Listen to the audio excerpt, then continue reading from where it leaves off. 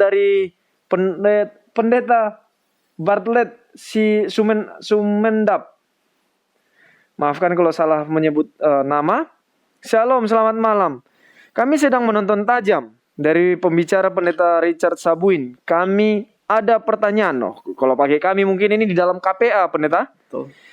Kami ada pertanyaan ketika Yesus dibaptis, ada suara dari sorga mengatakan, inilah anakku yang kukasihi, kepadanya aku berkenan. Ini ayat yang sudah ditulis dan Matius 3 ayat 16-17. Pertanyaannya, apakah ada Bapa di sorga dan Yesus berbicara kepadanya? Artinya ada Bapa di sorga, Yesus di bumi, ataukah Bapa Yesus yang di bumi? Sesuai dengan Yohanes 14 ayat 7-10, apakah ketika Yesus turun ke bumi, Allah tinggal di sorga dan Roh Kudus, dan Yesus turun ke bumi dengan berinteraksi menjadi manusia, berinkarnasi menjadi manusia, seperti Yohanes 1 ayat 14. Mohon pencerahan, terima kasih. Mungkin perlu kita baca. Terima kasih banyak. Kita perlu baca atau nanti petunjuk dari pendeta untuk ayat-ayat ini?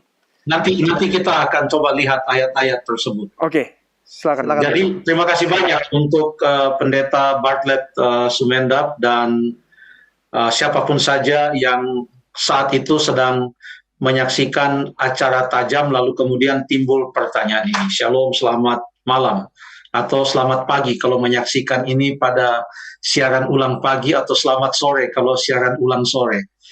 Oh, by the way, siaran ulangnya biasanya hari apa saja, Jeffrey dan Stephen? Ada di beberapa Setahu hari. saya siaran ulang ada pada hari Sabtu sore ya. Ya. Jam 1. Yang sering ditahu orang itu bahwa kita live di Kamis dan siaran ulangnya itu di Sabtu sore. Seperti itu. Sabtu sore sesudah ibadah sebelum PA. Tapi sebenarnya ada di beberapa hari yang lain juga. Di beberapa hari yang lain mungkin agak tengah malam tapi pendeta. Ada yang di subuh juga Pak Pendeta. Iya. Ya, oke. Terima kasih. Jadi memahami hakikat Allah itu haruslah didasarkan atas apa yang dinyatakan saja di dalam Alkitab. Karena kalau itu tidak dinyatakan di dalam Alkitab, maka yang kita ketahui itu hanyalah sedikit. Kita tentu mengenal Allah melalui ciptaannya. Mazmur 19, langit menceritakan kemuliaan Allah. Jadi kalau kita melihat ciptaannya, kita tahu ada yang menciptakan, tapi hanya sampai di situ pengetahuan kita. Lalu kemudian Allah juga menyatakan dirinya melalui Allah yang menjelma menjadi manusia, yaitu Yesus Kristus. Dan disinilah pertanyaannya. Dan untuk mengetahui apa yang terjadi, kita perlu melihat bagaimana Allah menyatakan dirinya melalui firman-Nya. Karena firman-Nya yang akan menerangkan.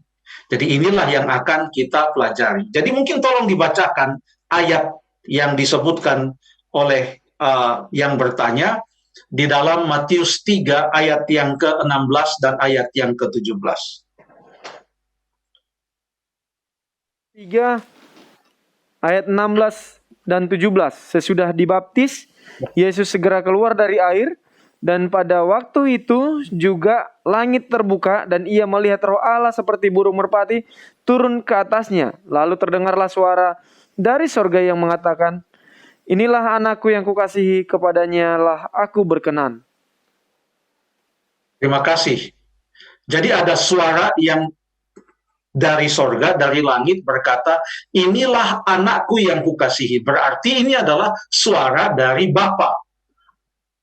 Bukan suara dari Roh Kudus. Bukan suara dari Yesus. Karena suara itu berkata kepada Yesus tentang Yesus, inilah anakku yang kukasihi, lalu Roh Kudus turun ke atas Yesus seperti burung merpati. Itu yang terjadi pada saat itu. Dan pertanyaan ini muncul oleh karena pernyataan atau statement dari Tuhan Yesus di dalam Yohanes pasal yang ke-14, ayat yang ke-7 sampai ayat yang ke-10. pada waktu salah seorang muridnya bertanya, tunjukkanlah kepada kami di mana Bapa itu, siapa Bapa itu. Coba dibaca ayatnya, karena kita melihat apa yang Yesus katakan di sana. Yohanes pasal yang ke-14, ayat yang ke-7 sampai ayat yang ke-10. Silahkan. Sekiranya kamu mengenal aku, pasti kamu juga mengenal Bapakku. Sekarang ini kamu mengenal dia dan kamu telah melihat dia. Kata Filipus kepadanya, Tuhan, tunjukkanlah Bapa itu kepada kami. Itu sudah cukup bagi kami. Kata Yesus kepadanya, telah sekian lama aku bersama-sama kamu, Filipus, namun engkau tidak mengenal aku. Barang siapa telah melihat aku, ia telah melihat Bapa. Bagaimana engkau berkata, tunjukkanlah Bapa itu kepada kami? Tidak percayakah engkau bahwa aku di dalam Bapa dan Bapa di dalam aku? Apa yang aku katakan kepadamu, tidak aku katakan dari diriku sendiri, tetapi Bapa yang diam di dalam aku, dialah yang melakukan pekerjaannya. Terima kasih. Jadi ada pertanyaan di sini, kalau memang tadi Bapa berkata, inilah anakku yang kukasihi pada waktu Tuhan Yesus berkenan. Kenapa Yesus berkata, siapa yang telah melihat aku, telah melihat Bapa? Karena Bapa ada di dalam aku. Ya, Bapa ada di dalam aku, dan aku ada di dalam Bapa. Jadi jangan hanya kita memikirkan Bapa ada di dalam Yesus dan Yesus di dalam Bapa. Ya, lalu kita mau coba memikirkan artinya apa? Apakah waktu dia menjelma menjadi manusia, maka yang menjelma menjadi manusia itu bukan hanyalah firman itu yang ada dalam Yohanes 1 ayat yang ke-14. Apakah Bapa juga menjelma menjadi manusia? Itu yang menjadi pertanyaannya. Coba kita lihat ayat yang ke-12, masih di dalam Yohanes pasal yang ke-14. Karena Tuhan Yesus berkata di dalam ayat yang ke-12, aku berkata kepadamu, sesungguhnya barang siapa percaya kepadaku, ia akan melakukan juga pekerjaan-pekerjaan yang aku lakukan, bahkan pekerjaan-pekerjaan yang lebih besar daripadaku. Lalu apa yang dikatakan dalam ayat itu, bagian akhirnya? Sebab aku pergi kepada Bapa. Terima kasih. Coba baca dalam Yohanes pasal yang ke-16 ayat yang ke-10. 16 ayat 10.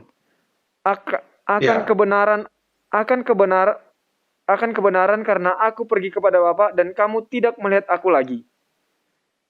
Jadi Yesus katakan, aku pergi kepada Bapa. Dalam ayat yang ke-14, Yesus katakan, di rumah Bapakku banyak tempat tinggal. Jika tidak demikian, tentu aku mengatakannya kepadamu, sebab aku pergi ke situ. Pergi kemana? Ke rumah Bapa. Dan dia katakan, aku pergi kepada Bapa. Sekarang saya buat lagi suatu pertanyaan.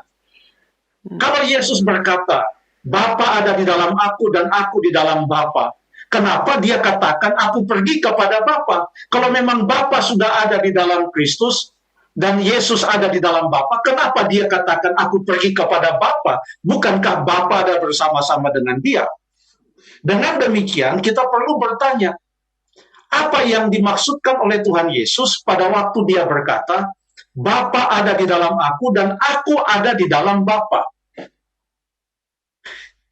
Jenis perkataan seperti itu juga Yesus katakan antara hubungan Yesus dan umat-umatnya. Jadi ini berbicara tentang hubungan yang akrab, hubungan yang dekat. Coba kita baca di dalam Yohanes pasal yang ke-15. Tadi kan Yohanes 14. Bapa di dalam aku di dalam Bapa.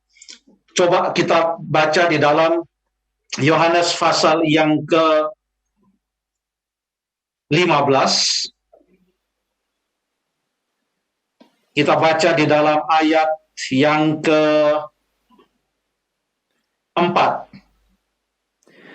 Tinggallah di dalam aku dan aku di dalam kamu. Sama seperti ranting tidak dapat berbuah dari dirinya sendiri kalau ia tidak tinggal pada pokok anggur. Demikian juga kamu tidak berbuah jika kamu tidak tinggal di dalam aku. Terima kasih.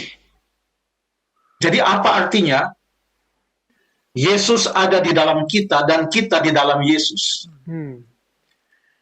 Sementara nanti Alkitab berkata Yesus akan datang. Loh, kenapa dia perlu datang kalau dia sudah tinggal di dalam kita? Jadi kita tidak bisa mempertentangkan ayat itu.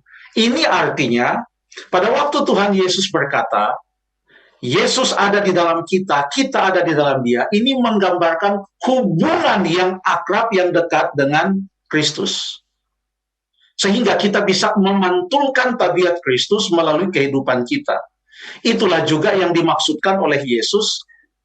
Bila mana mereka melihat Yesus, sekalipun mereka belum melihat Bapa itu, tetapi karena Yesus menyatakan Bapa, oleh karena apa yang ia lakukannya, ia tidak dilakukan atas kehendaknya sendiri, karena ia bergantung pada Bapanya, maka dengan melihat Yesus, itu sama dengan mereka telah melihat Bapa, karena Bapa telah menyatakan kehendak dan perbuatan dan keputusan dan tabiatnya melalui kehidupan, pengajaran, dan melalui diri Tuhan Yesus Kristus.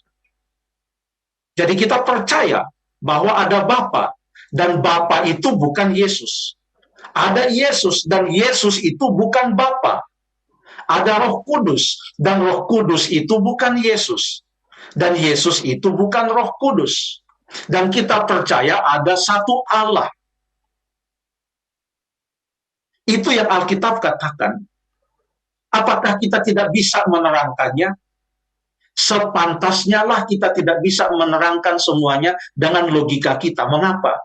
Karena kita sedang berbicara tentang Dia yang menciptakan kita, yang memberikan kepada kita pemikiran. Kalau pemikiran kita ini terbatas sekarang dan tidak bisa menjelaskan dengan sepenuh dan sedetilnya tentang pencipta kita, maka ia memberikan kepada kita suatu ruang yang sangat besar di luar logika kita, agar kita hidup dengan iman dan percaya kepadanya.